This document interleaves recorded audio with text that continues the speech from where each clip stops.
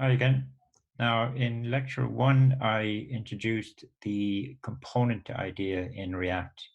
And in this lecture, we want to dig much deeper into this component idea. And in doing so, we're actually going to make our components dynamic or interactive. And that's going to open up lots of avenues for us in terms of application development. So this is kind of the agenda for this lecture. I'm going to start talking or begin by talking about component state. Last week, you might remember we had this idea of props, and props was data that we could pass into a component, but it was immutable. State is kind of the opposite. State turns out to be data that's internal, and it is mutable or changeable. And that really, that changeability is what makes a component or what will make a component dynamic. Then I'm going to briefly talk about something called the virtual DOM. The virtual DOM is just one of these things that's in the background when you're dealing with React. You could happily program in React and not necessarily care about it. And indeed, that's kind of the idea, that you don't deal with the virtual DOM yourself or worry about it. But it was a critical design decision made by the React team to introduce this thing called the virtual DOM. So you still need to have an awareness of it, I guess, as a developer. So I do want to just mention a little bit about it and what its role is in the whole React kind of runtime environment. Thirdly, I'm going to talk about data flow patterns within a React app. We know from lecture 1 that a React app, or at least at the back end of the lecture, you might remember I stated that a React app always finishes up as a hierarchy of components. Every React app that you will ever develop is going to have that characteristic. Now, that's fine. And in this week's lecture, I'm going to talk about this idea that data flows only in one direction in that hierarchy of components, or can only flow in one direction. This was yet another conscious and indeed critical design decision made by the React designers. And it has some significant advantages, maybe one or two slight disadvantages as well, but only in terms of one's ability to understand what's going on in a React app. And finally, and probably most importantly, I'm going to talk about something called hooks in a React app. So that's what we'd like to get through. So a component's data comes from two sources. One is props, which we saw last week. Props is data that's passed into component from its parent component. And we know that props are immutable, and we access the props within the component via this special props object. The second source of data for a component is something called state, which is the new part. And state is kind of everything that props isn't. State is data that's managed internally by the component. It is mutable. It can be of any type. Indeed, props can be of any type as well. In other words, it could be an integer, string, or an array, an object, or something even more sophisticated than that. And it turns out now that state is the basis for making a component dynamic. Right, so before I talk about state, I just want to go back to props briefly, something we didn't cover last week. Like in real life, as a React developer, you may well be using components that you didn't develop, or conversely, you may be developing components that other developers will use. And so you can't be certain that they will use it the exact way that you want them to use it. By that I mean, sometimes they may not pass in the props that your component expects, or they may pass in the incorrect property types. Now, to deal with those two scenarios, what we would like our component to do is, if it doesn't receive a particular prop, then give some default value to that prop. Now, the component may not behave the way the user of the component expected, but at least it doesn't kind of crash, right? It just gives a default value to the prop and it carries on as normal. So how do we actually give default values to props?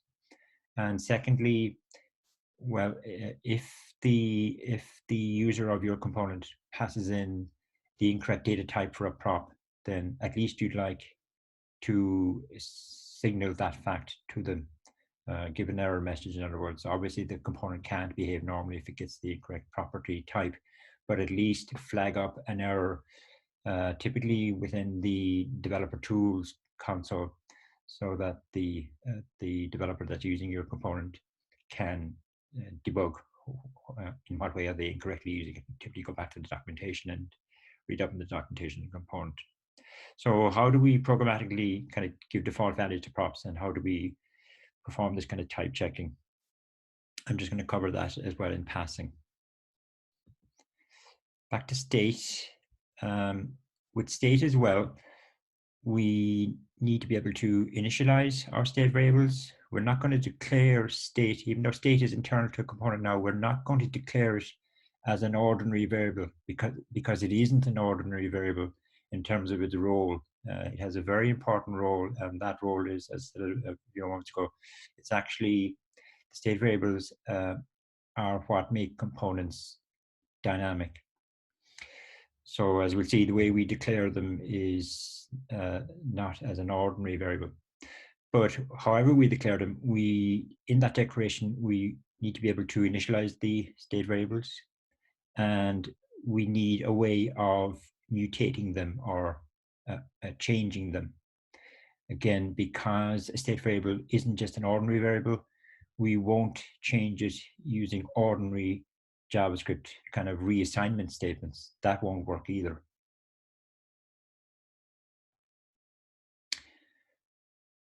Now, just by way of example, so on the right there, I'm kind of giving you a graphical representation of this component that we're going to look at. And in terms of data, what I'm trying to get across by the drawing is that the component expects a prop. It expects a prop of type integer, and we're going to and the prop name is going to be jump, and it has internal state consisting of just a simple integer variable as well, right? So that's its data aspect.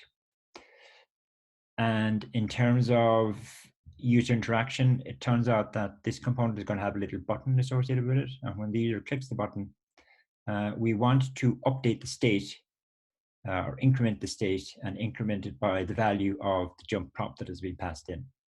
So the user can keep clicking the button, and every time they click it, the state is going to update as a result. Now, I'm providing the implementation of this component to you in the archive with this week's lecture.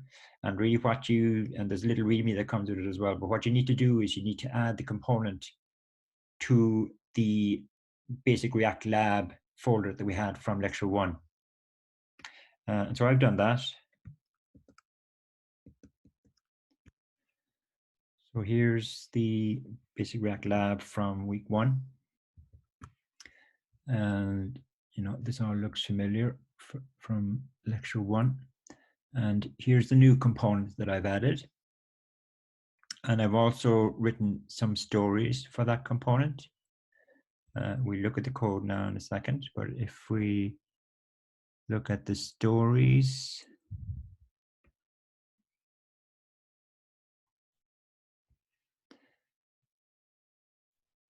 so I've added 3 new stories at the bottom for my counter component. And in the first one, I'm not actually passing any prop into it. I should be passing, or it expects a jump prop. I'm not giving it anyone. So presumably the component is going to give some default value to the jump prop. Here I'm invoking it in a kind of normal case where I'm giving a jump prop and I'm giving it the value I'm assigning to the prop is what it expects, an initial value. And in the third story, which is kind of the error case, I'm giving it the incorrect type of property, give it a string. Okay, so there are my three stories for this particular component. And as before, we start up Storybook.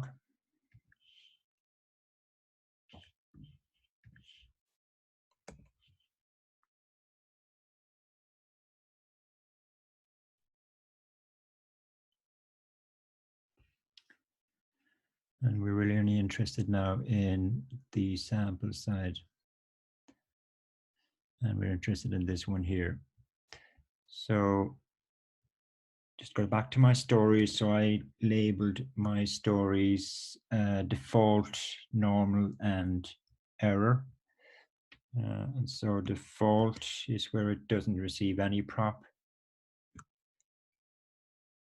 So if I select that story, this is how the prop renders anyway. We haven't looked at the code yet, and here's the button. And when I click the button, what's going to happen is this value is going to increment by this amount. Okay, hence my component is dynamic. It's changing as the user interacts with it, and the interaction is by means of the button. Fantastic. The other story, in the second story, you remember, is where I explicitly pass in the jump prop and I pass in a value of 3. So that's evidenced by this, and now it behaves like that. The error case I'll come back to because that actually doesn't behave the way you might think it behaves.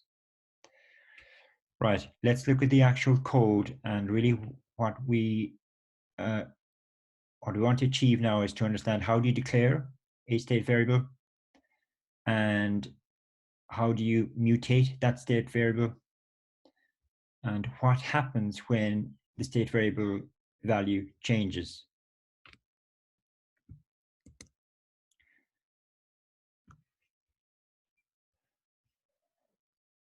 So here's the actual component code.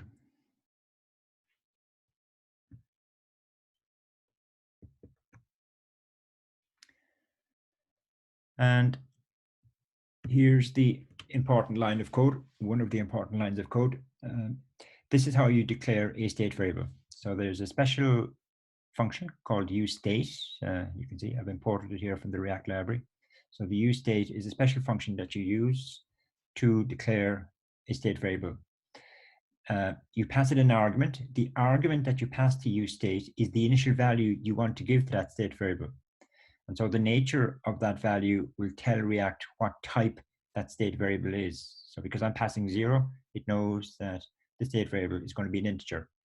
The actual memory kind of location, if you like, of where the state variable exists is outside of the scope of the component. So it's not local to the component. The React framework actually takes care of creating the memory space to store the state variable content. And that's very important, obviously. Now, the useState function, this is what it returns to. It returns an array of 2 elements. And all I'm doing here actually is, I'm assuming you've seen this syntax before called array destructuring, which is a JavaScript thing. It's not a React thing. So the useState function returns an array. The first element in the array is a reference to the state variable itself. Now you can give any name to that first element that you want to. I've decided to call it count. So within the rest of this component, anywhere I use the count variable, it will contain the value, the current value of the actual state variable. Yeah.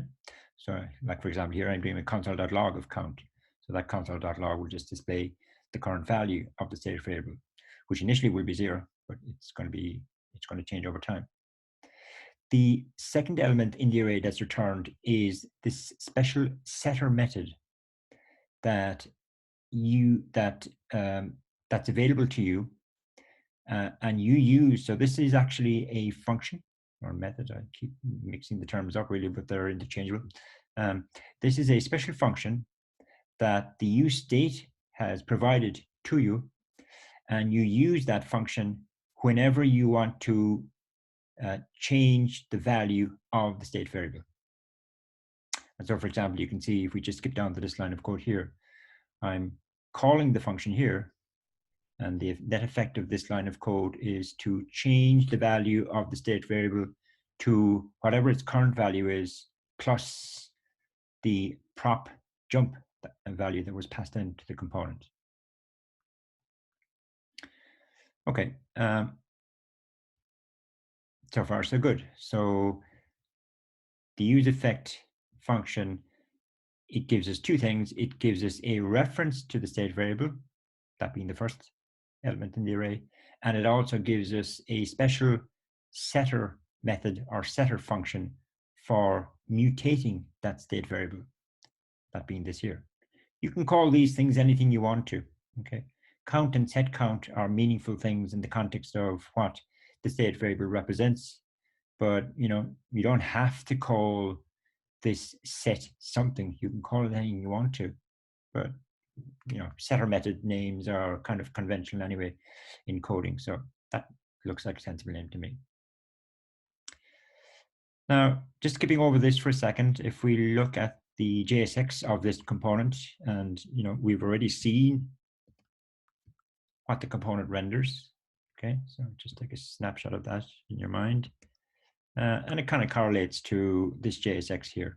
Okay, so I've got a header where I'm displaying the current value of the count state variable.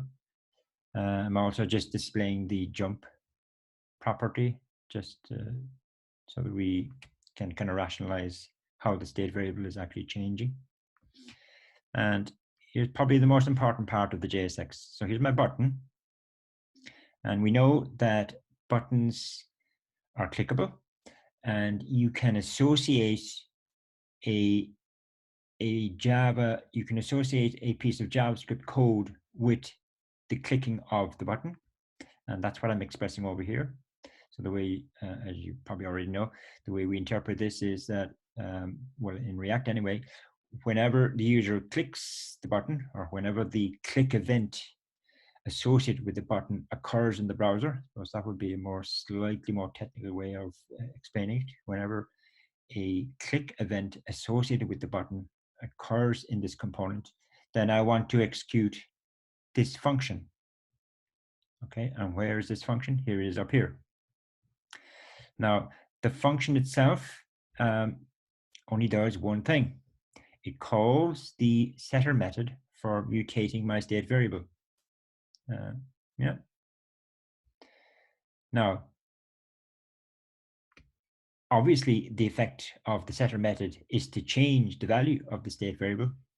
But, and here's the really important but, the second effect of the setter method is to cause React to completely re-execute my component code from beginning to end. We refer to that as re-rendering the component. The component re-renders every time its state variable has changed. Yeah, I'll say that again. Every time a component's state variable changes, automatically the component re-renders or re-executes from beginning to end. And it's because of that re-rendering, that's why, when we click the button, eventually we see that the value of count here is different every time, because count has a new value every time this component re-renders. Okay. Do I need, well, okay, to kind of prove that re-rendering means that this component executes from beginning to end, we can actually prove it because I've put a console.log here. And if I open up the developer tools I'll see this console.log actually executing every time I click the button. So that kind of proves to me that re-rendering doesn't simply mean that the JSX is redisplayed. The entire component code is executed from beginning to end. So for now, the way we can prove that is to see that the console.log actually executes every time I click the button, because when I click the button, I change the state.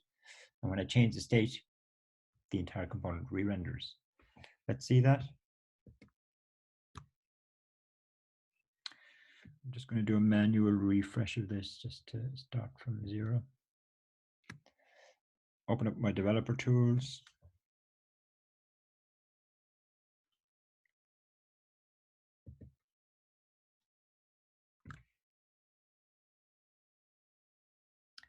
And so this here, right, is the console.log. So the component has executed once, which is the initial execution. And indeed the state, if you look at the console.log again, in the console.log, I'm outputting the state variable first and then just the props.jump. So that would correlate with what appears here.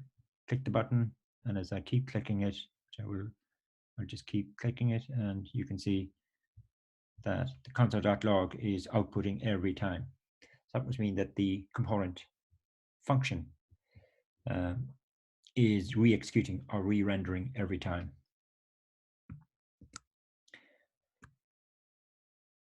Now, if you think a little deeply about it, which maybe we shouldn't, but there's something very unusual actually about this uState function. It's not just an ordinary function. If it is the case, as I've just said, that every time you click the button and change the state, this entire code executes from beginning to end, then you might say, well, how come this doesn't reset my state variable back to 0 again? And the answer is it doesn't, because this is quite a sophisticated implementation behind the scenes. That's as detailed as an explanation as I'll give you. And it's kind of a thing we don't need to drill into. You can Google it. It's got to do with something called JavaScript closures, using this closure concept in JavaScript. So you can certainly Google it and you'll get an explanation of it as to how it actually works. But you can happily not do that, but just accept that this is just not an ordinary function, that it has some extraordinary kind of implementation going on behind the scenes, to the effect that, you know, when this component re-renders the nth time, then what the function returns is it still returns a reference to the state variable, but the state variable will not have the initial value. It'll have whatever the current value should be based on what you did down here. Okay.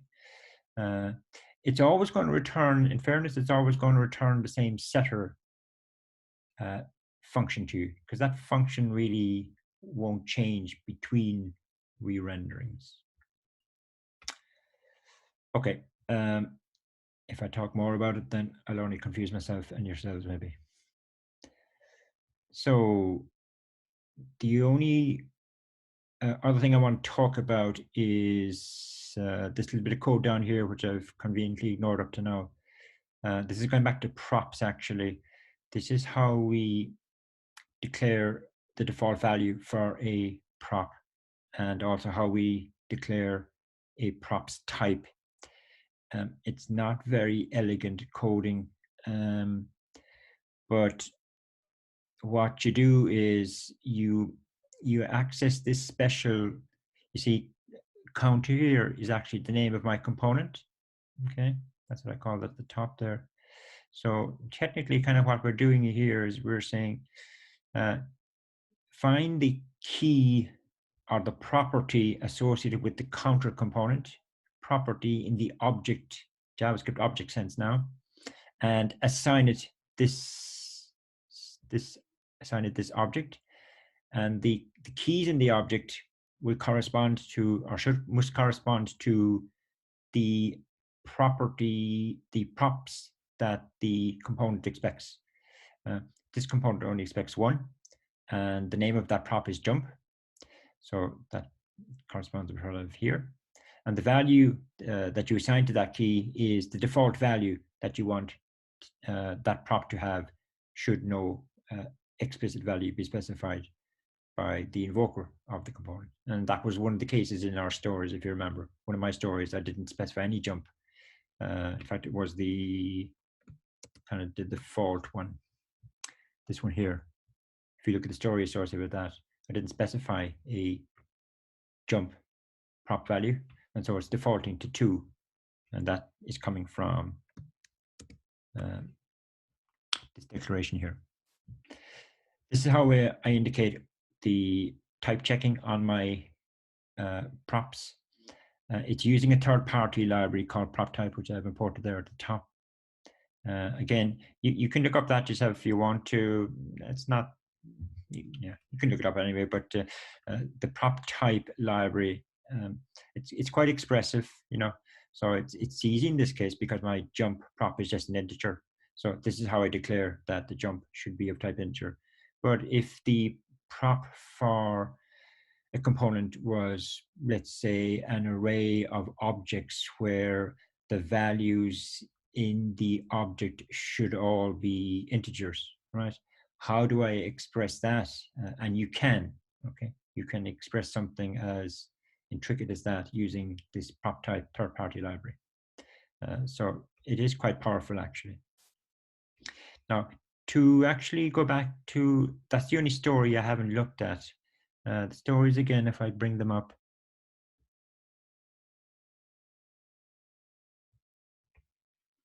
This third one here, right, where I'm assigning a string to the jump prop, which of course is not the right type based on the type checking code that I've just shown you there. Now, if you actually look here at this warning message here, this actually appeared when I loaded up, started off the storybook server. As you know from last week, it goes down through all of the stories and transpiles them, etc., etc.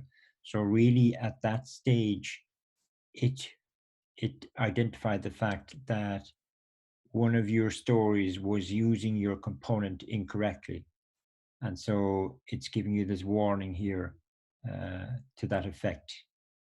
Okay, so and now if you actually if you ignore the warning and just go on and play with the story, you'll see that it does something kind of odd. As I keep clicking it, you can see it just adds the string to the string. So the behavior doesn't cause, in this case, it doesn't cause the component to crash, but it wouldn't be a clever thing now to ignore the warning message that you're getting here in general when you're developing components, because the case will arise when the incorrect type for a property will actually cause an application to crash, which we don't want. So that's the type checking side. You get this kind of error message. So that's why it's often a good idea to always leave your developer console open when you're doing development, whether it be in Storybook or for app development, just to keep an eye on errors that are being thrown as you exercise your code. Okay. That's the use state method or function. Technically, this special function is referred to as a hook. There are a number of other hooks that come with the React framework. I will talk about another very important one later on this lecture, and one or two other ones further down the line. The actual setter method or function that's returned to you, you can give it any name you want to. It doesn't have to be called set something. I think I mentioned that already, maybe. This is kind of slightly misleading, I suppose, if you just take it literally. If I'm saying the state variable is immutable, that kind of defeats the whole purpose of the state variable. What I mean by this comment here is that you can't, in your code, just change or reassign a new value to the state variable as you would in ordinary JavaScript. So for example, in the counter component, you can't have a line of code that says count is equal to 25, plus jump, something like that. You can't make just an assignment statement with count. It just won't work.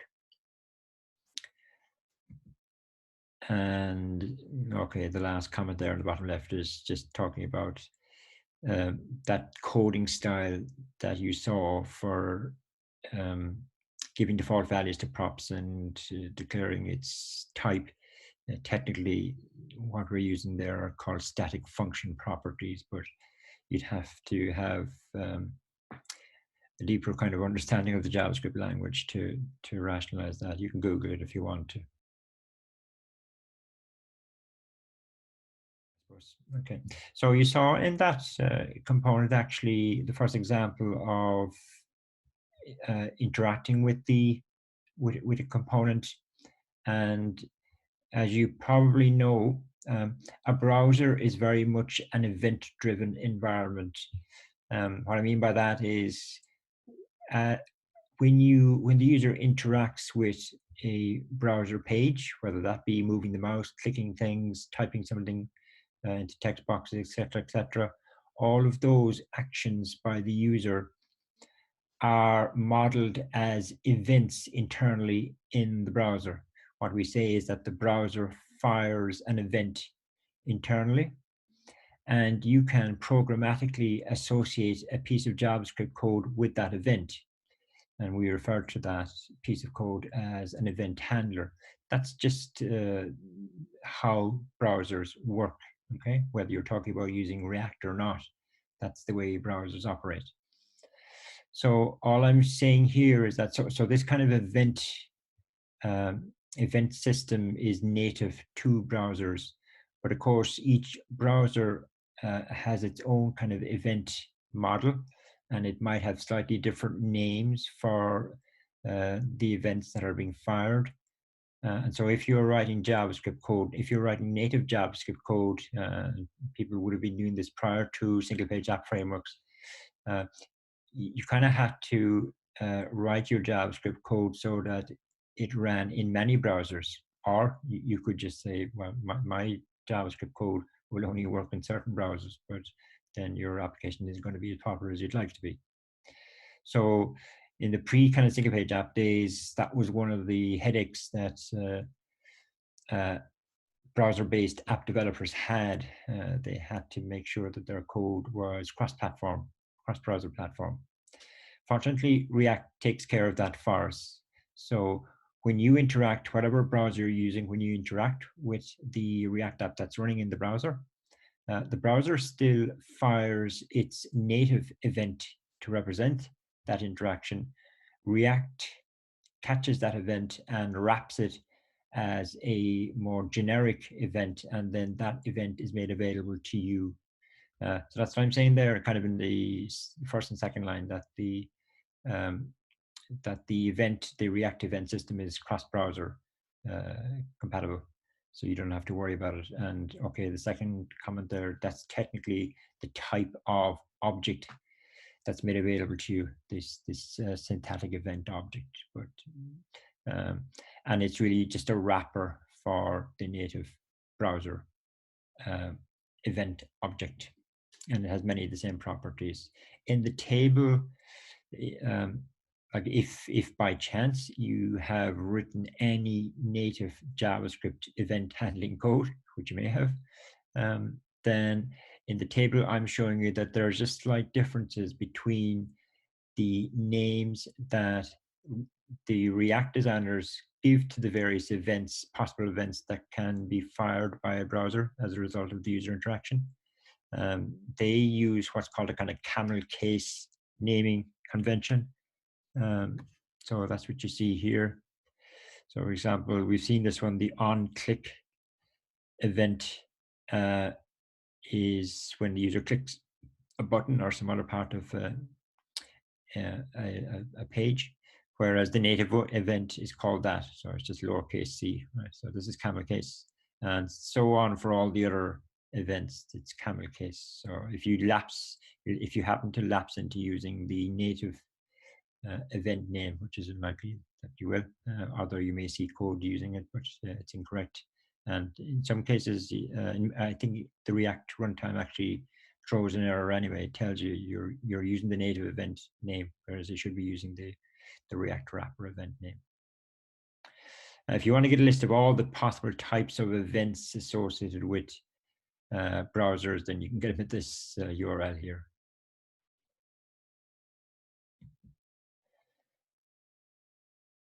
Back to state and re-rendering. So like I'm kind of reinforcing the point here now about this whole re-rendering. When state changes, the component re-renders, and that is at the heart of components being dynamic and interactive.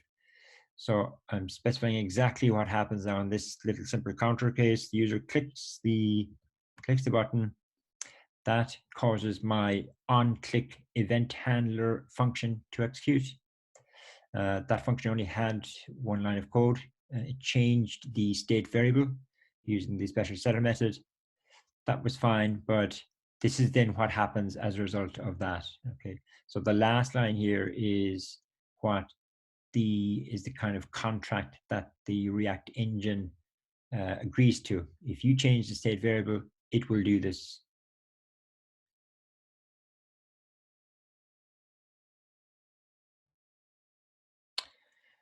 So let's park state data for a second.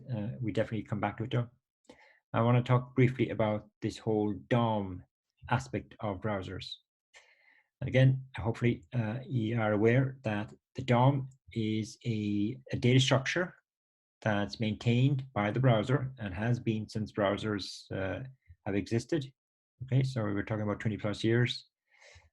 And this DOM data structure is a mirror of what's currently being displayed by the browser. Okay, so it's a data structure representation of what the browser is currently displaying on the screen. And that's fine, but if you, so the DOM is just a JavaScript object structure.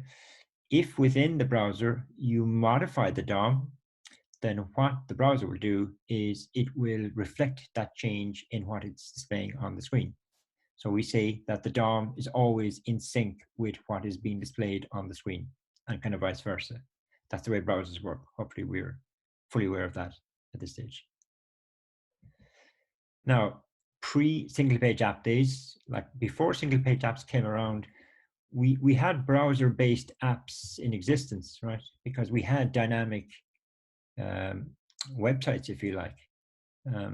So back then, the programmer was writing raw vanilla JavaScript, and a large portion of that JavaScript was concerned with interacting with this DOM data structure and making changes to it or modifying it. So back then you had to be very conscious of what was good practice and bad practice in terms of DOM manipulation, because as we know, every time the DOM changes, the browser kicks in and it reflects that change in the screen. So if you kind of do too much DOM manipulation, then the kind of user experience isn't great.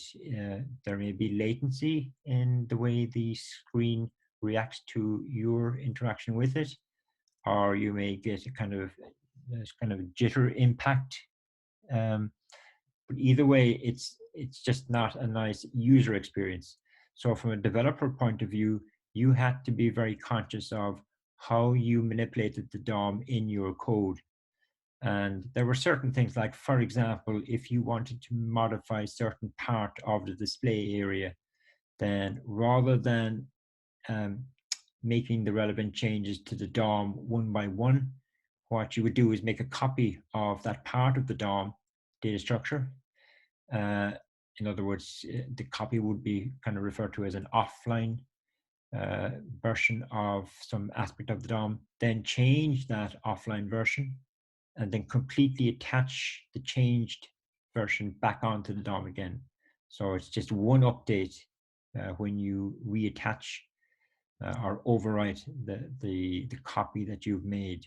So there were all sort of little tricks and practices that you had to be aware of as a developer in order to make sure that your browser-based app was pleasant to use, let's say, from a user experience point of view. And I'm only listing some of the points there that you had to be aware of, but there were many, many more. So what the React designers kind of thought about was, should we still leave all of that kind of responsibility in the hands of the developer? Should we assume that the developer knows what are good practices and bad practices in terms of DOM manipulation? And they decided probably not. So they took that responsibility away from the developer, and the React framework itself takes care of all DOM manipulation. And the way it does that is the React framework actually keeps a copy of the browser DOM. I often refer to the browser DOM as the real DOM. And what React does is it makes a copy of that, and the copy is referred to as the virtual DOM. One of the aspects of the virtual DOM is that you see the DOM or real DOM existed in browsers from day one. And really the DOM data structure isn't a very efficient data structure, but we're kind of stuck with it. Whereas the virtual DOM that the React engine constructs is a much more modern, much more efficient data structure, efficient in terms of the ability to make changes to it, to update it, et cetera, et cetera. So this virtual DOM, so when you write JSX code indirectly, and we know that that JSX code gets translated into React.createElement, et cetera, that code that you're writing is effectively interacting with the virtual DOM. And whenever the virtual DOM changes, the real DOM is updated by React to reflect that change. I think that's what I'm actually talking about in the next slide. Yeah. So this is kind of a high-level summary of how React actually works. Okay. So it creates this virtual DOM representation of the real DOM. Then your app, in terms of its JSX code, it's actually making changes, or the React engine will reflect what your JSX code is kind of doing. It'll reflect those changes in the virtual DOM. So for every component, so you might have a whole set of components that actually execute as a result of user interaction, let's say. Each component executes its JSX. That JSX, some of that JSX will call the virtual DOM to be updated. And what React does then is it takes all of those changes that have happened to the virtual DOM, and it'll kind of do a batch update of the real DOM. Well, sorry, what I'm saying here is that your React code updates the virtual DOM. What React does then is it does a diff operation between the current state of the virtual DOM and the previous state of the virtual DOM. So it's maintaining two copies of the virtual DOM, current and previous. Does a diff operation. The diff operation tells it what part of the virtual DOM has changed, and then it reflects those changes in the real DOM by means of a batch update. So kind of all of that is going on behind the scenes. And that's how React takes care of DOM manipulation, by inserting this virtual DOM between your code and the real DOM. That's kind of the consequence, right? At the bottom, you've got much cleaner, more descriptive code. And kind of take it from me that if we didn't have single page app frameworks available to us, React or otherwise, and we had to write our own JavaScript code that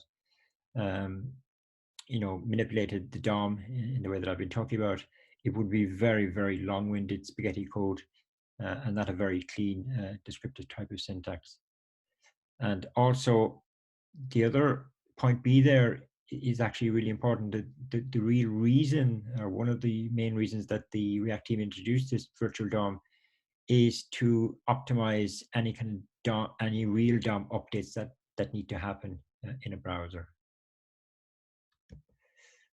So this is really now a more detailed look at what happens when we click the button in our little counter example, right? So the stuff that I've wrapped in the red box is all of the stuff that the React engine performs behind the scenes whenever a component re-renders, okay? So again, whenever a component re-renders, then all of this stuff happens as a result. And of course, if you've got an entire React app, which has a number of components, and as a result of the user interacting with the app, a number of those components re-render, then the React engine has to perform what's in the red box for every component. But it does actually, it kind of computes all of the changes that have been made to the virtual DOM by all of the components. And then it does a batch update of the real DOM with all of those changes. It doesn't kind of update the real DOM on a kind of component by component basis because that wouldn't be efficient.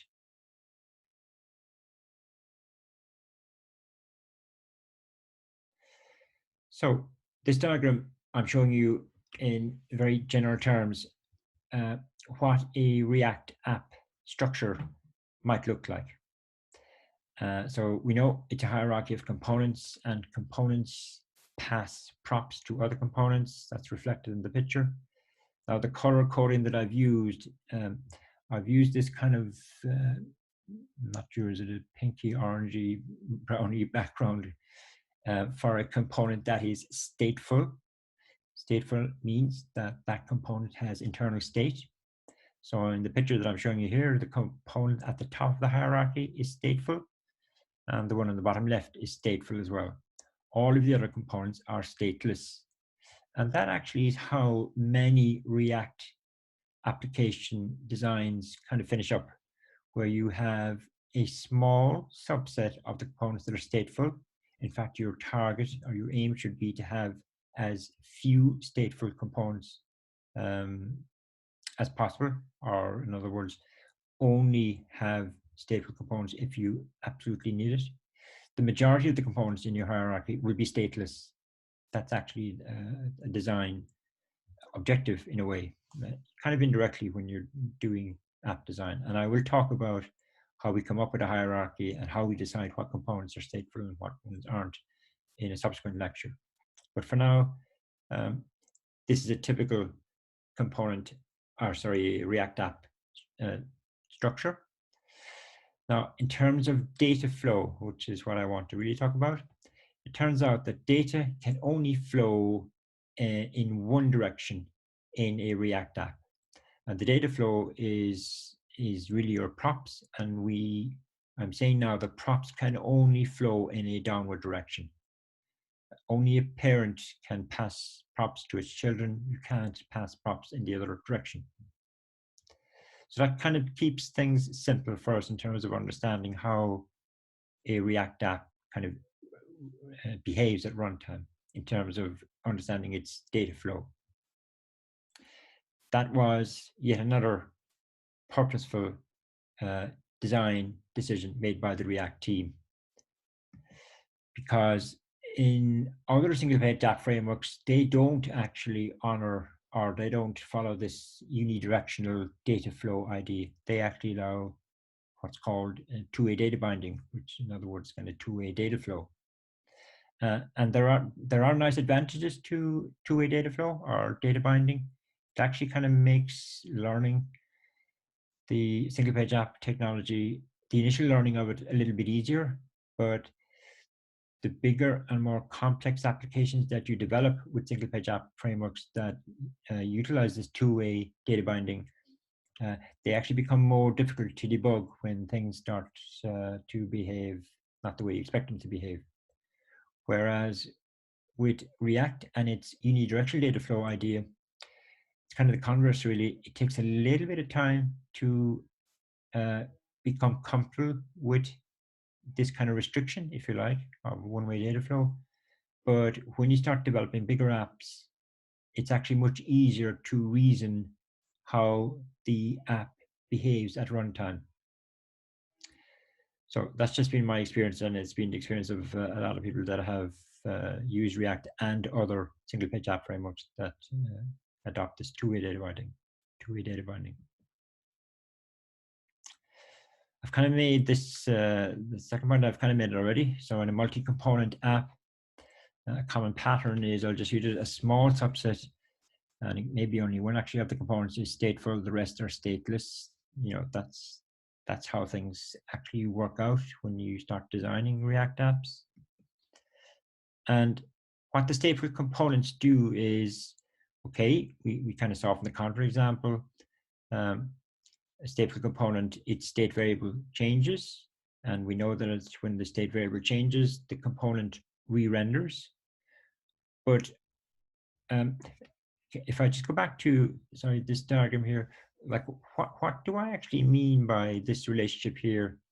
And what I mean by it is that if you look in the JSX of that component, if you look in the JSX of that component, it will contain within it a reference to this component. So put it another way, the rendering of this component will include the rendering of this component and this one. If you look at the JSX of this component, within it, it will include a reference to this component and this component. It'll be part of its rendering. Okay, that's what I mean by this kind of relationship here. It's not anything to do with inheritance or anything like that. So what was I about to say here? Yeah, so a stateful component, it changes its state variable changes, or state value changes. We saw how to do that earlier on, one illustration of it anyway. When the state changes, the component re-renders. But in addition, that component's child components also re-render.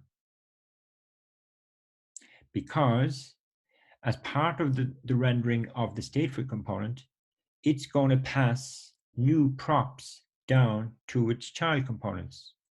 And what React will do is whenever a component receives new props, React will also re-render or re-execute that component. So what that kind of means, which if I go back yet again, if this component state changes, then that component re-renders, but this one and this one also re-render. And if this one re-renders, it means that this one and this one re-renders as well, and so on down the line. So because this component at the very top is stateful, whenever that component state changes, the entire application re-renders itself. And in terms of our virtual DOM, each of these components is going to update the virtual DOM. So there is potentially a lot of virtual DOM updating going on whenever the top component experiences a state change. But the React runtime will take all of the changes that happen to the virtual DOM as one unit, and it'll do a diff between the new virtual DOM and the previous one and update the real DOM as a result. Now, of course, in many cases, even though when this component experiences a state change and it passes new props down to this component, it's quite possible that the values of the props actually haven't changed. They may or may not have changed, right? But if they haven't changed, then that really means that this component doesn't really need to re-render because its props haven't changed. And equally, these guys don't need to re-render. So this whole subset here may not need to re-render. You actually have to encode, though, it's not too difficult. You have to express in your component implementation that fact, okay? Or you need to kind of tell React cases when it doesn't need to re-render a component at all. We may cover that at the very, very back end, but anyway, for now, just be aware of the fact that when a stateful component experiences a state change, not only does that component re-render, but its children and grandchildren and great-grandchildren also re-render. flow. We will come back to data flow again, though, even in this lecture, because there is another aspect to it. Let's move on to something called hooks. Now, it turns out that this hooks kind of concept is quite new to React. So February 2019, I'm saying that's when it was officially kind of released. It was part of the official release of the React framework, although it was introduced maybe about 6 or 8 months prior to that. So it is quite new, as we know from week one that, or lecture one, that React was open source in 2013. So we're talking about 6 years down the line after that. So it's a new feature, and I've decided to cover it in this module rather than what existed pre-February 2019. Because if you Google any kind of React articles, certainly the newer ones obviously are going to be talking about these hooks. So you need to be aware of them. And we use them throughout the module, this module.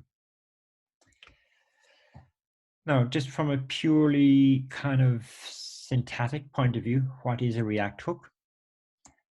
It's just a function, number one. Sometimes the function takes other functions as an argument, and it's often those types of functions are referred to as higher order functions. That's what HOF stands for there. So a React hook is a function, number one. Number two is the kind of, I suppose, the important part. These special hook functions allow us to manipulate a component state, and they also allow us to manage a component's lifecycle. Now, we've already seen one of these React hook functions, and it was the useState function. So we refer to as useState, we refer to that as a React hook. But there are other ones, okay? And we'll see some of them. We'll see one other one in this lecture and other hooks in subsequent lectures. The third point there doesn't really apply to you guys. What I mean by that is pre-February 2019, the way you implemented components was slightly different to the way we're doing them. Back then, and it's not too long ago, you implemented a component using a JavaScript class syntax. It's only really since February 2019 that we're implementing components as functions. And pre-February 2019, you still wanted to obviously be able to manipulate a component state, because component state has been a part of React from day one. And this idea of component lifecycle, which I'll talk a little bit about later on, that's also was part of components from day one. So they were still aspects of components, and we needed to be able to access those aspects of components. And the way we did it when we implemented components as classes was very different to the way we are actually going to do it in this module. The way we are going to do it in this module is using these special hook functions, but pre-February 2015, there was a different syntax. So that really means that if you read any kind of React-related articles from 2018 or further back, then what you're probably going to see is components implemented as classes, and you should kind of stop straight away, because that is too old for what we are interested in. So these hooks, so useState is one example. useEffect, which is another hook that we'll look at later on in this lecture. useContext, we'll talk about a couple of lectures down the line. So there's a whole suite of these hooks functions, and they all begin with the use prefix. And the only reason the React team decided to do that was to allow JavaScript linters to check that you're using the hook correctly, okay? Because there are one or two very simple but very important rules in terms of using these hooks. And rule number one is you can only invoke a React hook function I'm saying they're from the top level within a component. In other words, you can't, for example, in the useState hook, for example, you can't invoke the useState function inside the body of an if statement in a component, okay? Or you can't invoke the useState function inside in, let's say, a loop construct within your component. You can only invoke it at the top level of the component's code. So, like, I'm not going to go into the reasons why that is the case, why you can't actually invoke it within if statements or within loop constructs. In other words, you can't invoke it within nested constructs. It really goes back to the implementation behind these hooks. They won't work otherwise. And in fact, you'll get a warning message anyway, or an error message from the React runtime saying that you're using the hook incorrectly. And point number 2 there, well, you can only invoke React hooks from within a React component. They only make sense in the context of a React component anyway. So it's really number 1 is the critical one in terms of using the rules behind using these hooks. Now, we've already looked at the useState hook, and really after it, the probably second most important hook is the useEffect hook. And this hook is used to allow a component perform a side effect. So kind of a side effect is something that it wants to do outside of its own scope. It's a common aspect of programming in general, really. So probably the best example of a side effect in the context of React development is when a component wants to communicate with a web API, which is outside, the web API is outside of its scope. And also, in addition to it being outside of its scope, the communication between a component and a web API is asynchronous in nature. So it's very important that we program that in such a way that our component and indeed the entire app doesn't freeze until the web API responds back. You don't want that kind of experience for the user, because effectively the UI of the app is frozen until the API responds, and so the user is just sitting there waiting potentially. So that's probably the most common use case for this useEffect hook. The other one is the second one there is reasonably common as well. So you know, if the user resizes the window, maybe you want some of your component or a component to respond to that in some way. So either way, like in the case of those 2 examples, and there are many more, these are things that are happening outside the scope of the component itself, but it needs some bit of logic to execute as a result of them. Okay, so the signature for this useEffect hook is as follows. You pass it a callback function, and the purpose of the callback is that callback function will be executed at certain times in the component's lifecycle, and it's within this callback function that's where your side effect code is contained, as we'll see. The second argument there, the dependency array, it turns out now that there are certain times when you want the callback to be invoked. You may want it to be invoked more than once, and so it's the dependency array is how we kind of express when the callback should be invoked.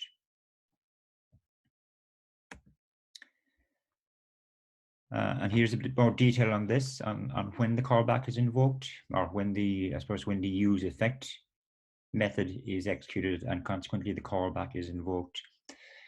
First of all, I'm saying that the useEffect method is executed when a component is mounted. That's a term we use a lot.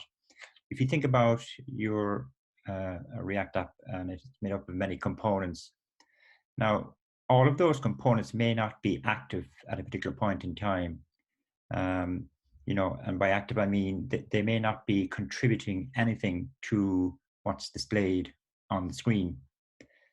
And based on the user's interaction with the app, their interaction might trigger a particular component to become active again and contribute something to the UI. And this being active and inactive, what we say is that a component is mounted and unmounted. So mounting kind of means it's attached to the DOM, to the virtual DOM. So when during an application's execution time, components actually may mount and unmount many times, again, based on the user's interaction with the app. But in the context of this use effect hook, I'm saying that when a component is mounted, you're guaranteed that the use effect hook will execute, and consequently the callback will be executed. That's fine. Number two then is a little bit trickier, right? So I'm saying that on every re-rendering of the component, the use effect hook will execute as well. But there's an unless, and the unless is unless the dependency array is specified. See, sometimes you don't actually include the dependency array in your use effect invocation. But if there is a dependency array, then when a component re-renders, what will happen is the runtime will check the entries in the dependency array. And really the dependency array, what it tends to contain, although it's not restricted to this, it tends to contain references to some of your state variables within that component.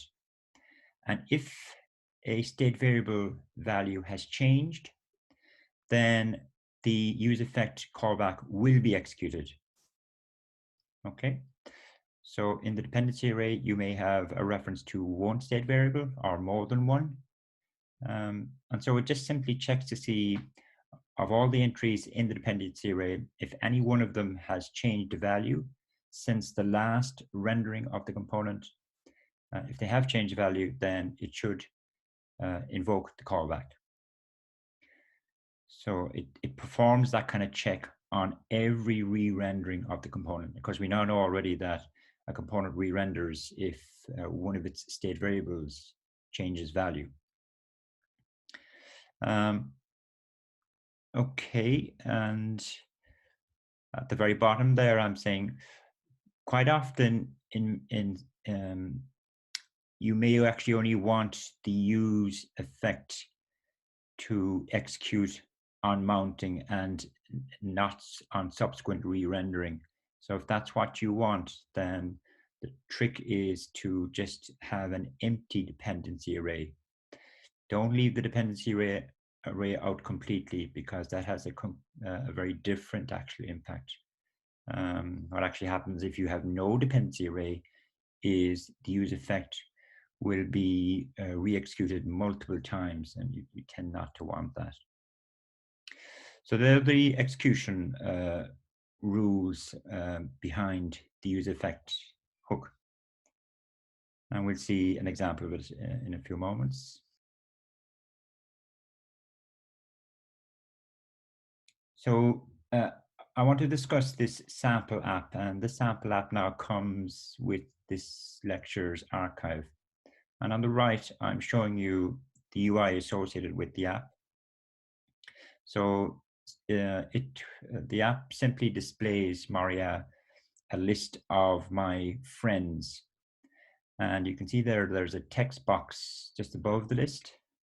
And if you start typing into the text box, then it filters the list of friends looking for matches, I think based on the surname in my case. It's the way I've implemented it. So that's the way the app behaves from the user's experience point of view. So when you load the app initially, what actually happens is the app makes an API call to a web API to get the list of friends. Then it displays the list of friends, and then it's waiting for you to type something into the text box. And every time you type a character into the text box, it recomputes the matching list of friends. It does that for every character that you type into the text box. Now, on the left, I'm actually telling you what the component hierarchy design is for the app. And as I've said already, in a subsequent lecture, I will explain how you come up with this component hierarchy. So we just have to accept what I'm giving you for now anyway. And so the way you kind of interpret the design, so this component at the bottom of the hierarchy, it's going to be responsible for rendering one friend instance. Okay, this component is going to be responsible for rendering the entire list of components, sorry, the entire list of friends. Okay, so it kind of manages the rendering of the list. And the component that's at the top, well, it obviously passes the list of friends that it wants displayed down to this component, so it can do its thing. But in addition, the component at the top will manage the text box here and the interactivity associated with that text box, as well as displaying the header. So there's a lot going on in the top component. And based on that kind of color schema that I used in an earlier slide, this component is going to be stateful and the other two are stateless. And again, I'll explain in a later lecture how you come up with that decision. In terms of state, the state part of this component comprises of two parts. One is the full list of friends, and the second part of the state is what is the current contents of the text box. So there are my two state variables, and I'm kind of documenting that down here. This component at the top as well, it's going to be responsible for recomputing the matching list of friends as a result of the user typing something into the text box. And it, the list of matching friends that it has computed, that's what it passes down to the filtered friends list component, because they're the only ones that we really want to have displayed.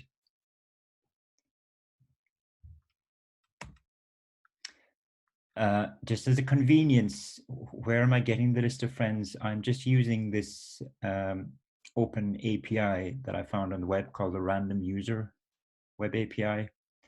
And what you can do is just give it a request and tell it, give me back 10 user profiles. And it actually just randomly generates them and sends them back to you. So down at the bottom here, I'm showing you, if you literally type that into a browser, then you get back in JSON form an array of user profiles. And I'm going to use these user profiles as my friends, Maria.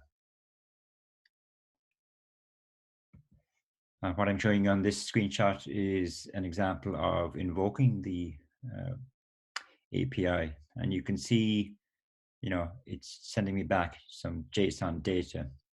So what I actually did was I copied all of this, and I'm asking it for, in this case, 10 friends. So you can specify how many you want returned, or 10 user profiles, I should say. So what I did was I just copied this JSON structure, and I used another little website where this other website, you can give it a JSON structure, and it will kind of reformat it in a nice way for you. So what you're seeing on the right there is the actual the structure of the user profiles that it returns back to you. I'm just showing you one example. So there's lots of attributes of a user that I won't be using in this little app that we're going to talk about, because I'm only using the person's name and their email, but there are other attributes as well.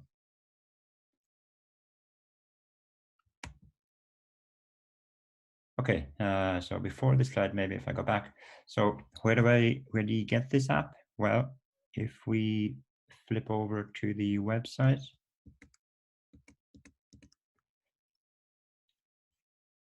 so this is the card associated with this week's lecture. And these are the slides that I'm going through. There's one lab, which I need to talk about a little bit later. If you click the archive, it'll download a zip. And the zip will,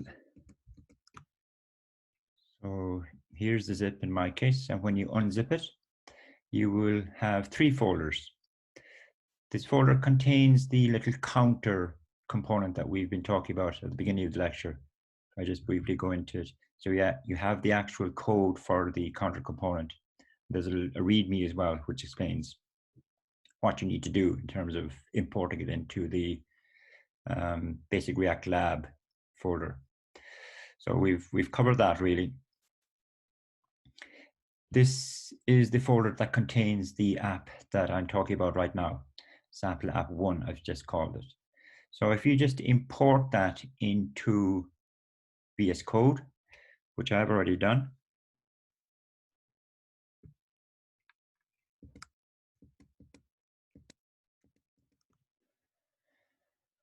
Now, this app was created using the Create React App tool, and you've already used that now in one of your labs, so you have a basic understanding of what it does for you. And so maybe I can actually just start the app and just play with it for a second to see.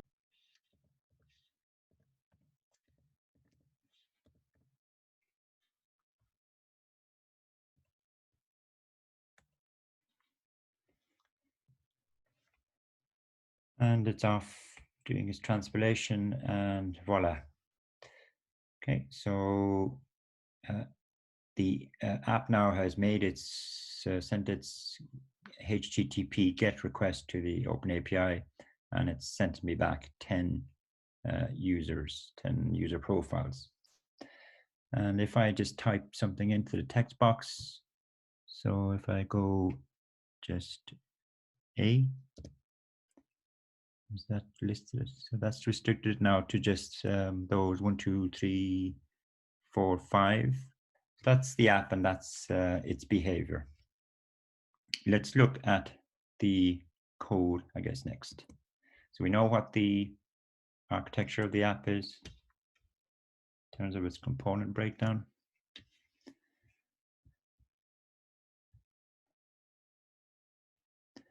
So if we just start with the index.js, there's very little going on there. There's just really one line of code where I'm doing my React DOM.render, and I'm attaching this component to the DOM. This is the component at the top of my hierarchy, which I'm importing here from app.js. I have an app2.js as well, which I'll talk about later. So here's the component at the top of the hierarchy. It's the one that's stateful, and as it turns out, it's the one that's going to have the use effect hook.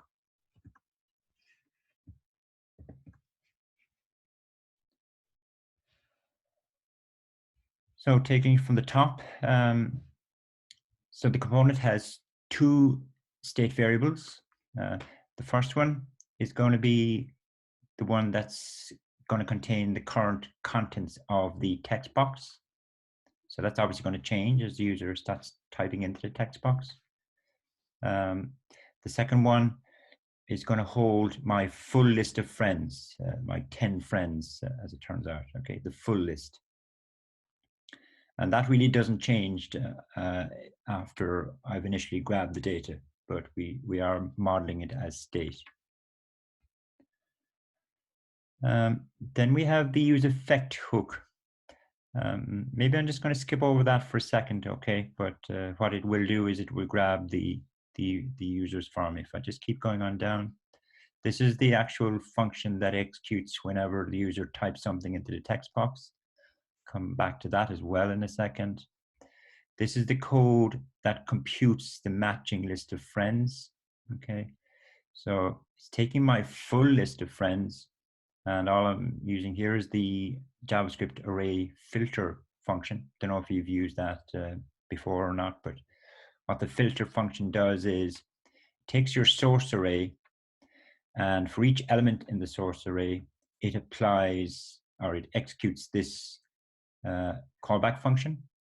And if the callback function returns true for the current array element that it's processing, then it will add that element to this output array.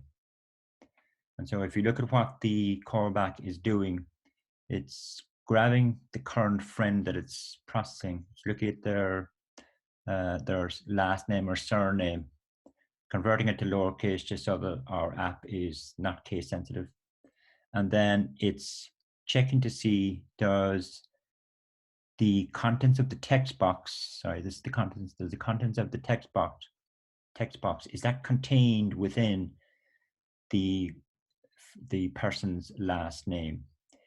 Remember I said that this variable here, that's the actual state variable that is going to hold the current contents of the text box. So that's what that piece of code is doing. It's computing the matching list of friends from my full list. And in terms of the components JSX, well, it's just displaying a header. It's displaying the text box, and it's passing the list of matching friends that it has computed from earlier. It's passing that list down to this second component, which we'll look at in a moment. But essentially this second component, or this component here, is going to be responsible for actually rendering the individual friends on the in the UI. Now, let's go back to here though. Here's our useEffect hook. And I said that the useEffect hook is executed when its associated component is mounted. And really, because this component is at the top of the hierarchy, and it's the component that we attach to the DOM, really this component is actually only mounted once at the beginning when the application is kind of loaded up first. Okay, and so what does the actual callback within the useEffect do? Well, I'm making a HTTP call to my web API. Fetch is just a built-in method that's built into the browser. All modern browsers have this fetch function. It's not a React thing, it's just a browser thing. And you use it for making HTTP calls. And in this case, I'm making a HTTP GET request to my Open API. And eventually, it's going to respond back. Again, the style of programming that I'm using here now, or the style of asynchronous HTTP communication that I'm using is this promise-based communication pattern, which I think you may have covered in Enterprise Web. I'm kind of assuming you did.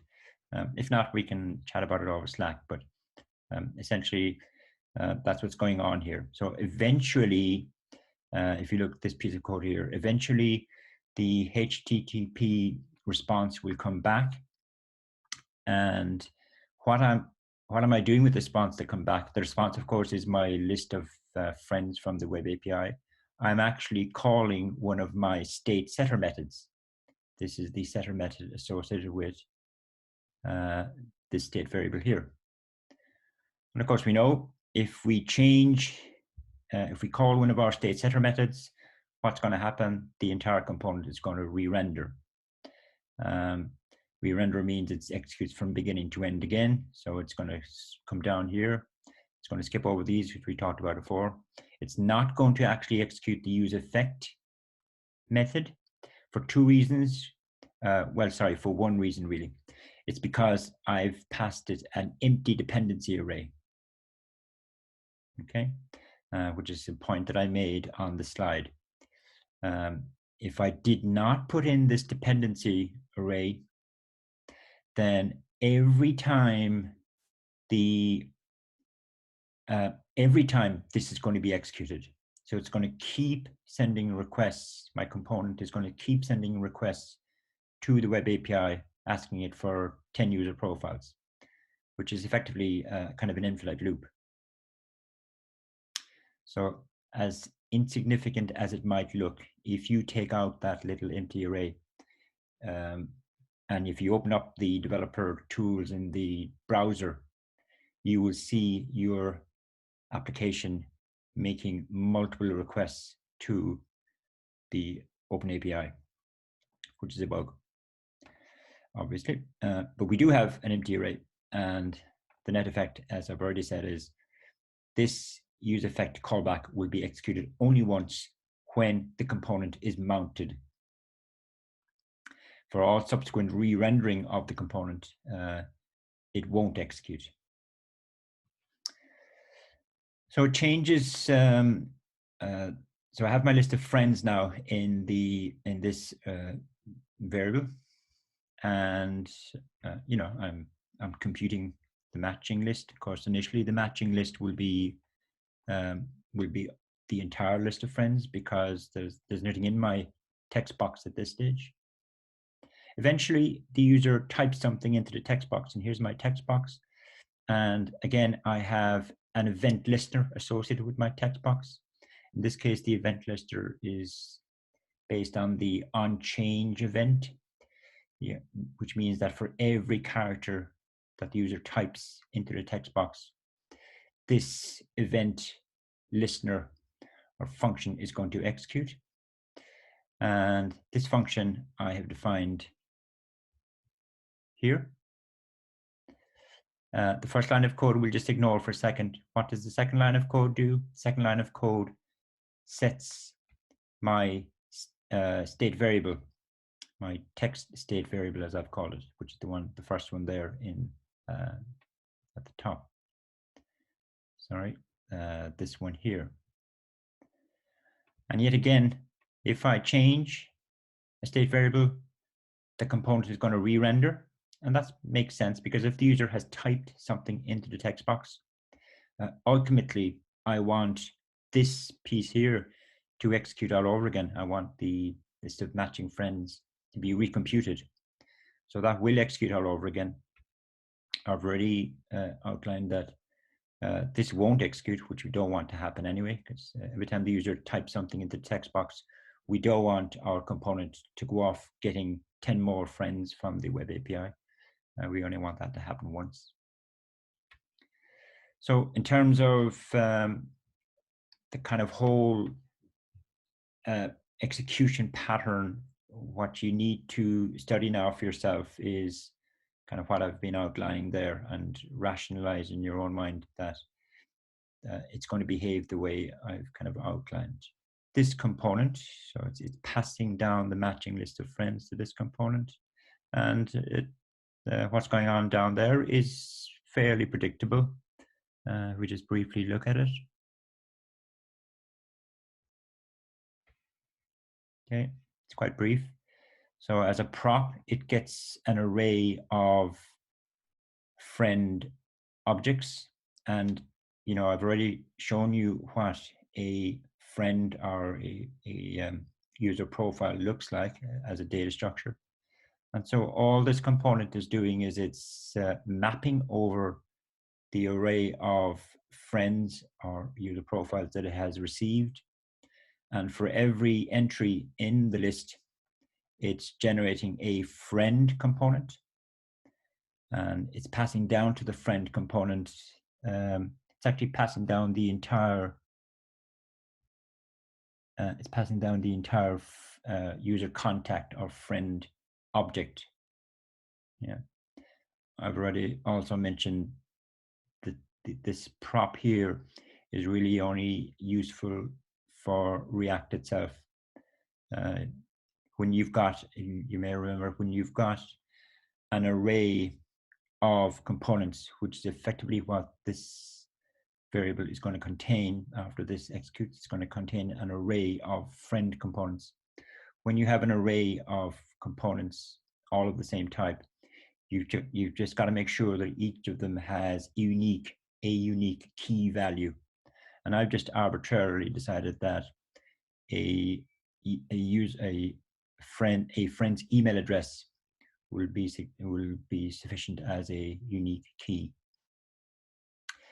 And what am I doing with the array of friend components? I'm just rendering them here as an unordered list. The friend component is just as simple as that. Just displays a person's name and their email address. Now, one thing that wouldn't have been obvious there is the following. And it is that the use effect actually executes after the component has mounted and rendered for the first time. Okay, and you have to be aware of that, and that is that's a part of the design of the use effect execution pattern. Okay, that's always the case. It executes after the component has mounted and rendered for the first time. And you can actually prove that. So what I've done is, if you look at the code, I've put in some console.log statements to help us understand the flow of execution in this application. So I've got one console.log here,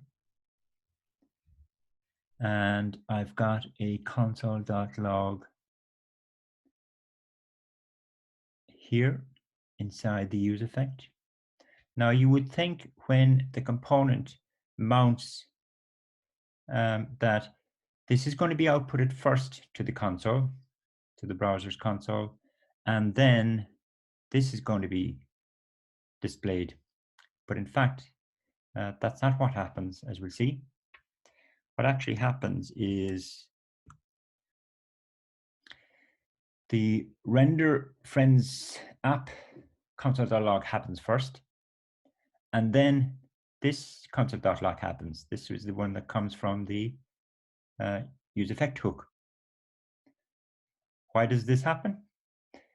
This happens because the use effect hook makes an API call. Eventually, the API call responds back with new data, and we perform a state change. And because of the state change, the component re-renders. So that's why this console.log executes. But the important point is the fact that this one executes after the first full rendering of my friends app component. That would not at all be obvious just from looking at the code. Right. And as you can see from the screenshot, I've typed the character into the text box, and when I type the character into the text box, my friends app component renders yet again, because of course typing something into the text box triggers a state change in the component, and every time there's a state change, there's a re-rendering. Obviously, you need to spend time, and I would stress that actually it's really important that you fully understand the workings of this app, because it has everything really that you would need even in a large app. It has state, it has a component hierarchy, it has it's communicating with an open API, which most React apps will be communicating with a remote API. And that's an asynchronous communication pattern. So it's really important that you fully understand the workings of this app, and in particular, its kind of execution flow.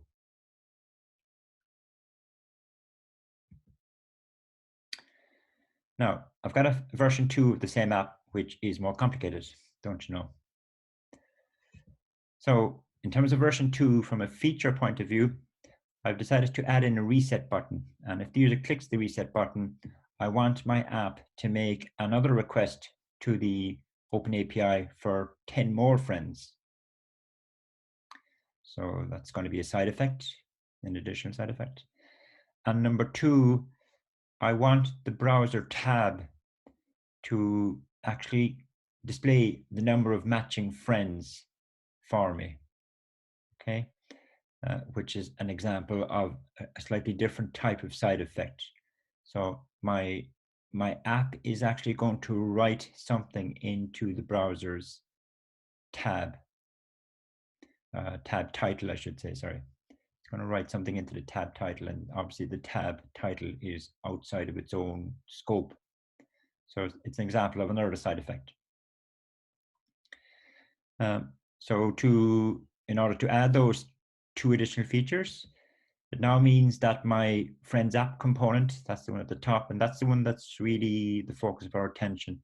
That now is going to have 3 state variables, the 2 that we already have, plus the toggling of this reset button. I'm going to record that as a state as well. So every time the user clicks the button, I change the reset button's kind of toggle status from on, off, on, off, on, off, if you like. In terms of side effects, we still have the side effect where our app is making an API call. The second side effect is, as I already said, it's going to be writing to the browser's tab title area.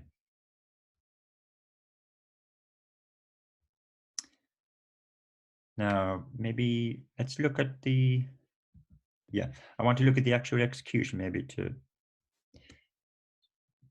make it easier for you to understand what am I talking about here. Now, in order to convert this into version 2, the way I've decided to do it is, if you go into the index.js, and instead of pulling in the app.js, pull in app2.js.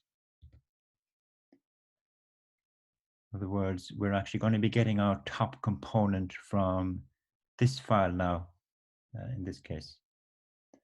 So it's a bit of a hack, but it's okay. It'll serve the purpose. In terms of looking at what the UI now looks like, this is what the UI looks like now. So it's already done its first rendering, and I have my 10 friends. But if I hit the reset button, you'll see that this list is going to change. Okay, so every time I do that, the list changes. And also, if you look at the browser tab way over here,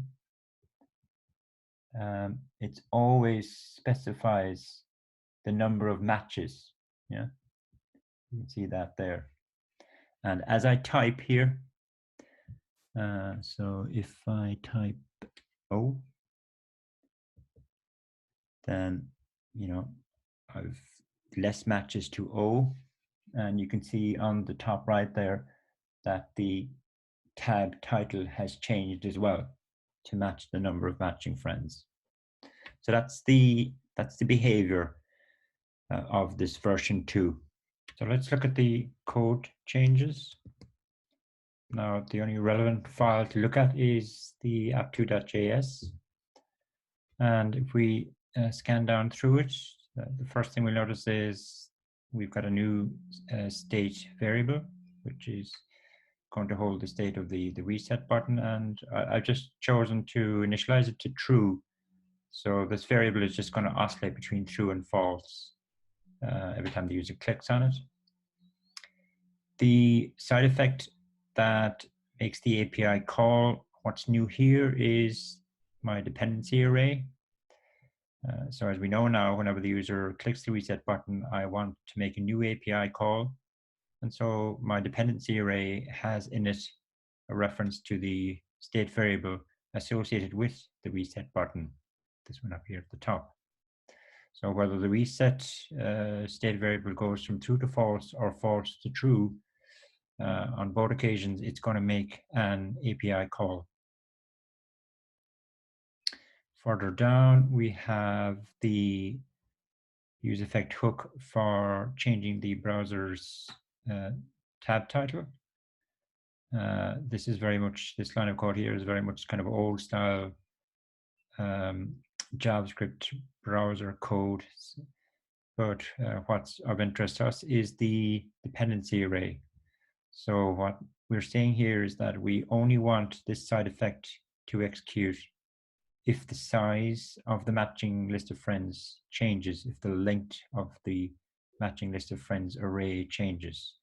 This here is a reference to the array that we compute to find the list of matching friends. So that would make sense as well. We only want to change the browser tab title if the length of that array has changed since the last rendering of the component.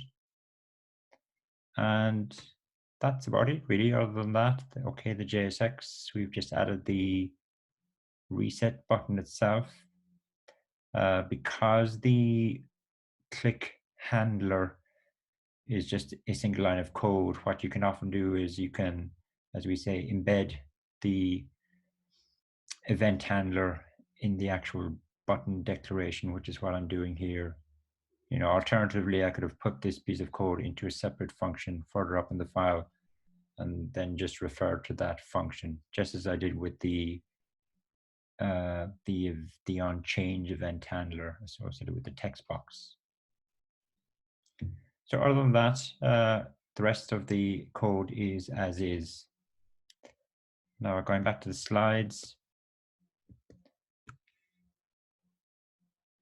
I've kind of documented here on this slide, you know, the different execution flows that happen. What happens when the Friends app component mounts? Now, of course, when that component mounts initially, there's an empty array of friends, as I've already mentioned.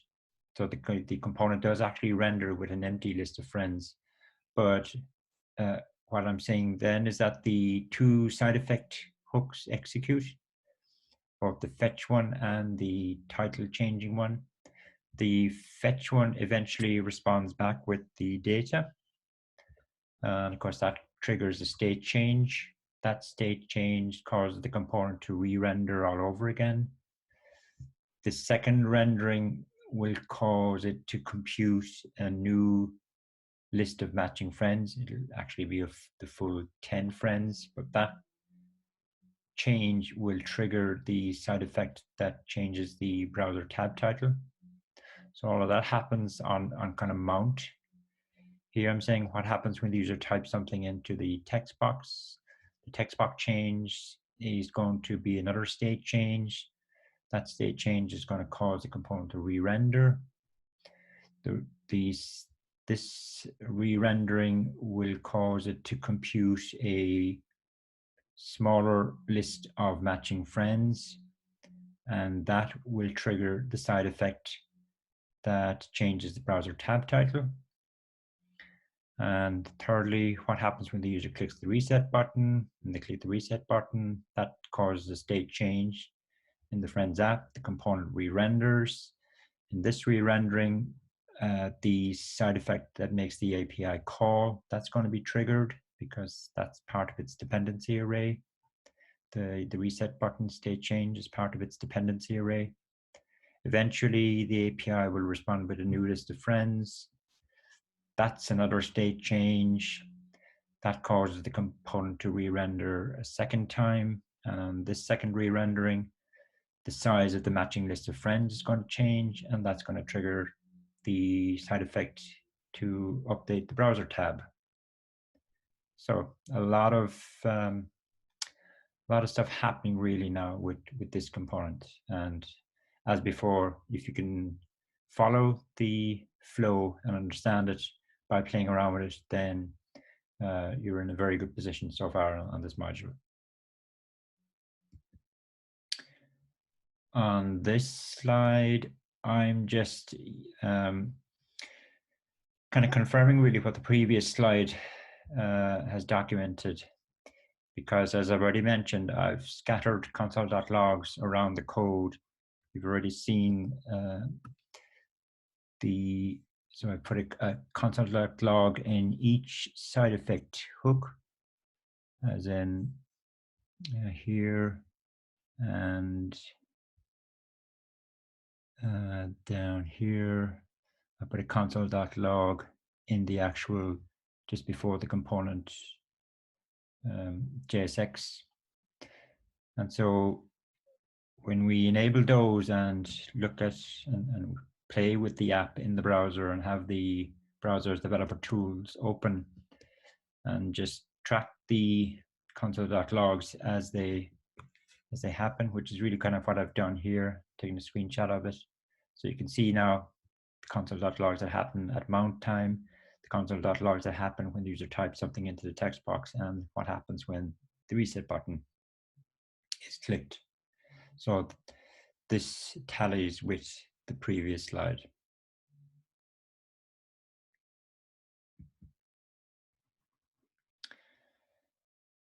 Now, if we just go back to version 1, the kind of slightly simpler version, and just remind ourselves of this whole unidirectional data flow.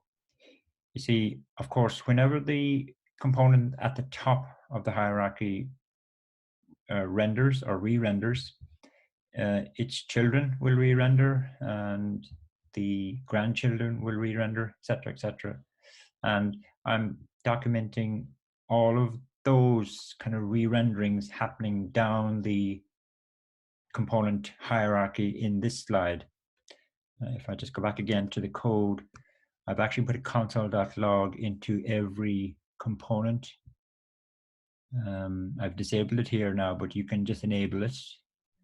And down in the friends component, there's a console.log, and you can just enable that. So if you've got all of the console.logs enabled, and you will see this kind of sequence happening.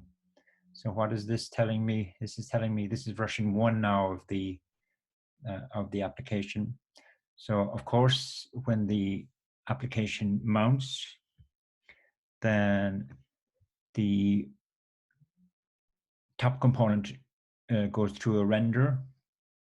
And as I've already mentioned now, for this rendering, the array of friends is going to be empty, but that's okay. And it's still going to call its filtered friends list component, albeit with an empty list of friends. So the filtered friends list component goes through a render. Then the side effect executes. So it's going to make the API call. The API call causes a state change, which means your top component goes through a re-rendering. We now have a full list of 10 friends. So those 10 friends are passed down to the filtered friends list. And you can see here now that each friend component goes through a render process. Yeah. When the user types something into the text box, again, we've got a lot of re-rendering of components, and it's only the relevant friend components go through a re-rendering. Also, what happens inside this block here now is the friends that aren't listed here, the related components are unmounted. We talked about mounting and unmounting. So some of the friends that are mentioned up here and not down here, those friend components unmount. And when we type a further character, some more friends components unmount. But we can see that there's a lot of re-rendering going on right throughout the entire application. And that again is this kind of unidirectional data flow and re-rendering. That's part and parcel of how React works. It's part of its kind of life cycle.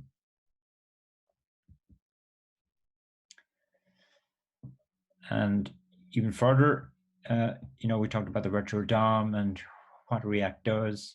Here I'm documenting in more detail now what happens when the user types something into the text box. Typing something into the text box triggers the onChange event handler associated with it. The onChange event handler causes a state change, and that state change causes the various re-renderings that we saw on the previous slide to happen. And when all of the re-rendering has completed, then React kicks in. And what I'm saying down here is React then kicks in and it computes what has happened to the virtual DOM as a result of all of the re-rendering that has occurred. We call this the kind of pre-commit phase of your React app.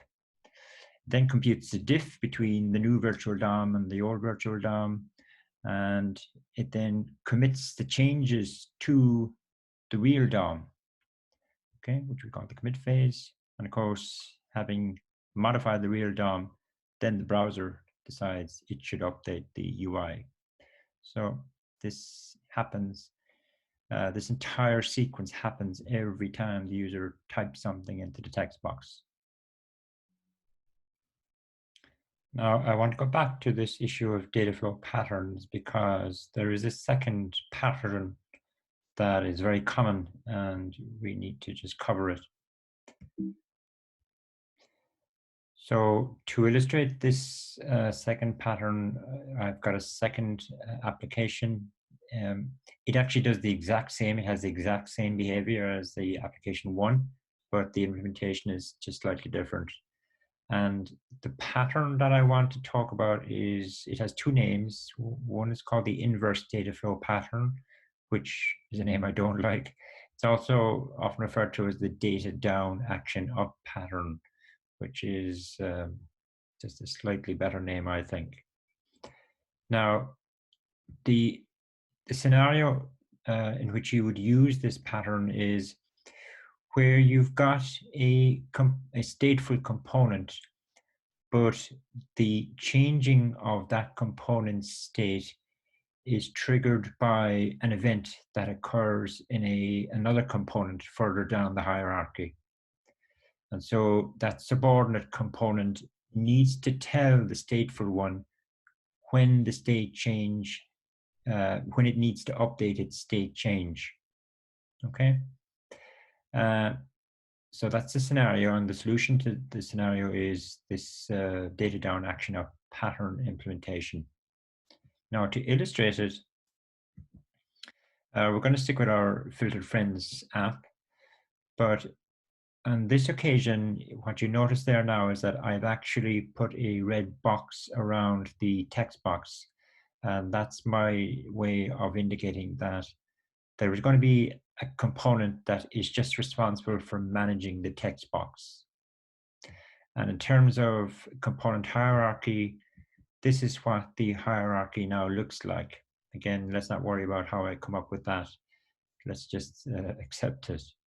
So I've got this new component called search box, and that component is going to be responsible for managing the text box or certain search box. Now, we still have the problem though that the Friends app component is our stateful one, and one of its state variables is the current value of the text box. So it needs to know when the text box changes. Now, how it's going to work is the Friends app component is going to pass a function down to the search box component as a prop. So this is actually something new now. Props can actually be function references as well as data. So it's the search box gets a function passed down to it as a prop. And so simply the search box is going to call that function anytime the user types something into the text box. That's how it's going to operate. Okay, so the general pattern is you've got a stateful component, and it provides a callback function, to the subordinate component, and the subordinate component calls it whenever the relevant event occurs. So I'm just showing you some code excerpts now related to this sample app 2. I'll show you how to get the app in a moment. So we still have our Friends app component in sample app 2, and it has a lot of what it had in sample app 1. The only new feature is where I've got this very simple little function here. I'm declaring a function, and all it does is it performs a state change. But this function is actually being passed as a prop down to my search box. Okay, so that's number one. In the search box, it has very little in it, in this case anyway. In terms of its JSX, it just has the text box. And you can see in the onChange event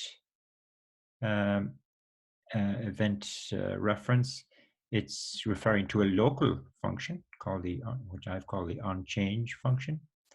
And what it does is it simply extracts the value from the text box, but then it actually calls the function that was callback function that was passed down to it.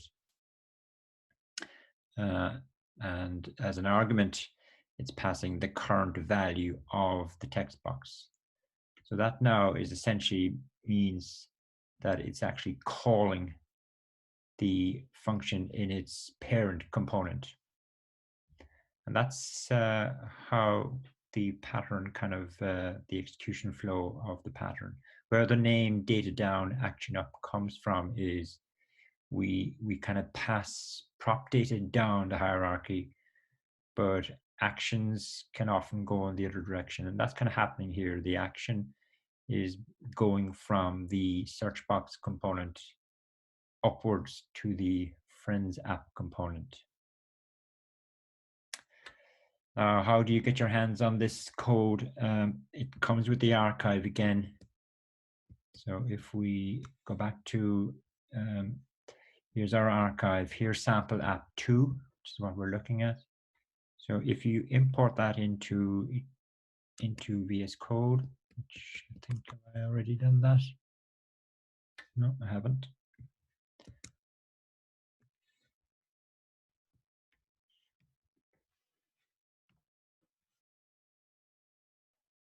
And you run your npm install as usual and npm start.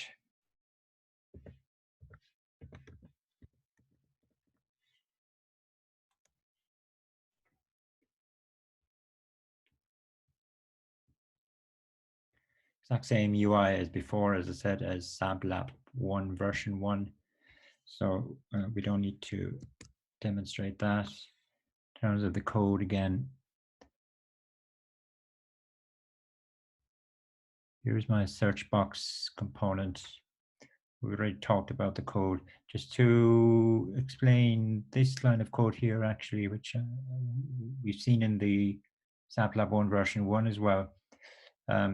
Every event handler, this is an event handler. Every event handler receives as an argument by default the actual event that has occurred in the browser. Sometimes the event handlers don't need to do or don't need to access the actual event object, but it's there anyway. In this case, I do need to access the event object. And what I'm doing is here is I'm referencing the target of the event object. The event object in this case, of course, is the event associated with the user typing something into the text box. So where I go event.target here, that effectively references the text box itself. Then I'm accessing the value within that text box, and I'm just converting it to lowercase to make my application case insensitive. Okay, so that full expression is going to give me the current contents of the text box. And as I said before, I'm passing that value now up to the function that was passed down to me as a prop so that the Friends app component can update its state. So again, you can study the code for this application. Again, as I said, it's a pattern that we use a lot actually.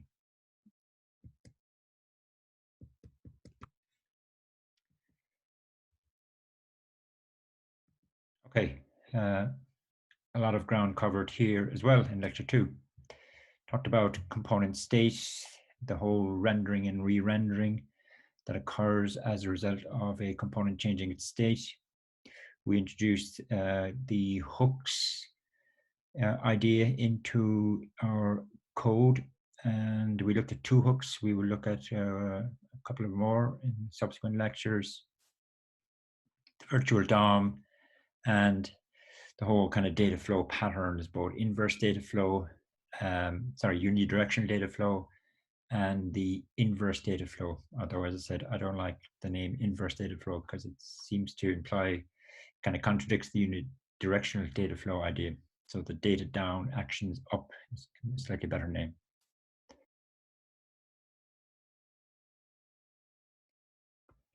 Now, I need to talk a little bit about the assessment side of this module at this stage, because assessment actually kicks in from this lecture, lecture number 2 onwards. So you might remember I mentioned at the very beginning, so the module is 100% CA based, and that 100% is made up of 2 parts, what I'm calling lab work and an assignment, with the percentages mentioned there. Now, I'm being a bit vague about the due dates for both of the assessments.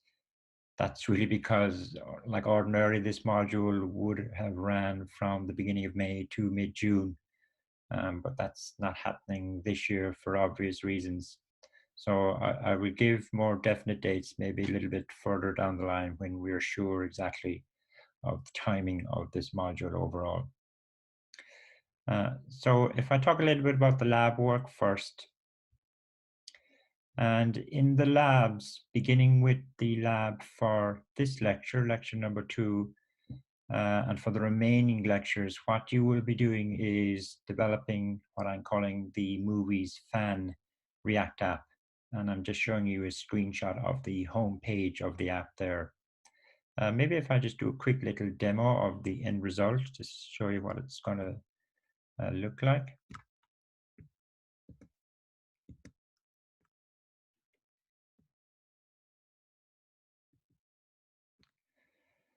So this is the home page, and I'm just going to do a refresh actually, because I think I've been playing with it.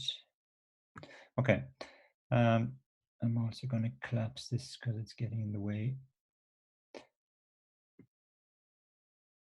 Okay.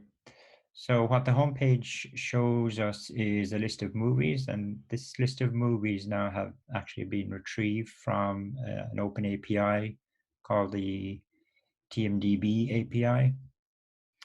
So they're actually fairly current kind of movies, and there's some details on each movie. And we can click on any one of the movies, and we get more details on them. At the bottom of this page, I can actually see some reviews that have been written for this particular movie. And here I'm just showing you excerpts from various reviews, but I can get the full text of any one of the reviews by just clicking on the link on the right here. So, and if we go back to the home page, I can actually select movies and add them to my favorites list, Maria. So if I just select a few of them, and over here on the right, top right, I have a link to my favorites kind of page where it just lists my favorite movies. And I can actually write a review about any one of these as well.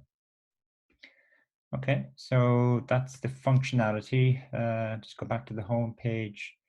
This full list of movies is can be filtered based on genre. So if I pick crime, for example, it only shows me crime movies, and I can also filter them based on the movie title by entering in the text box here. So that's what you're going to produce in the remaining labs from lecture number 2 onwards. And what I'm really going to ask you to do when you have completed all the labs is to submit the lab work to me as one zip.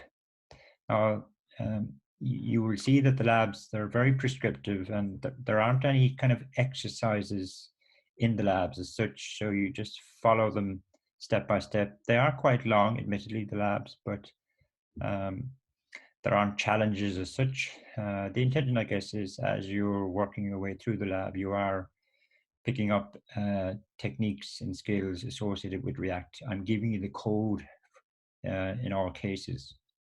Now, as well as you're doing your development in the labs, I specify exact git commit commands for you to submit. And it's very important that you follow those instructions as well, because when you submit your lab work at the end of the module, what I will actually do is I'll just do a quick execution of the app to make sure it works okay. But then I will look at the git log history just to make sure that you have actually worked your way through all of the labs. And that git log is really critical because that will be the basis of whether of the marks that I assign. In the screenshot that I'm showing you there on this slide, that's actually taken from VS Code. Now, I've said a number of times you don't have to use VS Code, but all I'm showing you in the screenshot, VS Code actually has very good integration with Git. And in the screenshot on the right hand side of it, you can look at the Git history of the project that you're currently working on within VS Code. So that's essentially what I will do. I will load your lab submission into VS Code, and I will look at the Git log, and I will know from the labs what sequence of kind of Git commands, Git commit commands it should reflect. So I'm really stressing how important it is now that you, as well as completing the lab step by step, that you follow the Git instructions in the labs as well. So that's the lab work. And then the other part of the assessment, which is the assignment, I'm calling the assignment, which is worth 60%. I guess the idea of the assignment then is that you get an opportunity to demonstrate what you've learned in terms of React app design and development. Now, I'm going to give you a couple of options, and they are as follows. Firstly, you could actually take the end result of the labs and add more functionality to it. And I will give you some suggestions as to what you could do towards the end of the module. I would be encouraging people probably to take that option, because at least you have as your starting point a solid code base on which to build on. But anyway, that's option number one. Option number two, we're kind of linking this module actually back to the enterprise web module. And what you could do in option number two is to develop a React client for the points of interest application that you developed in enterprise web. Now, option number two was actually the option that most students took last year, but that was because the labs that I ran last year were very different from the labs for this year. Okay, so anyway, that's option number two. Option number three, yeah, you actually may have an idea yourself for a React app. So you can take that option as well if you want to. Option number three, the assumption is that your React app will be using some other open API that you are actually familiar with. Okay, so it's your choice really. I'm kind of encouraging you to go for one, but I won't have any, other than that, I don't have any preferences. And again, for this assignment, it's really important that you maintain a Git log as you work your way through it. Now, I will be giving some kind of grading or criteria towards the back end of this module, so that you have some idea as to what I will be looking for when it comes to assessing the assignment work. Okay, thanks.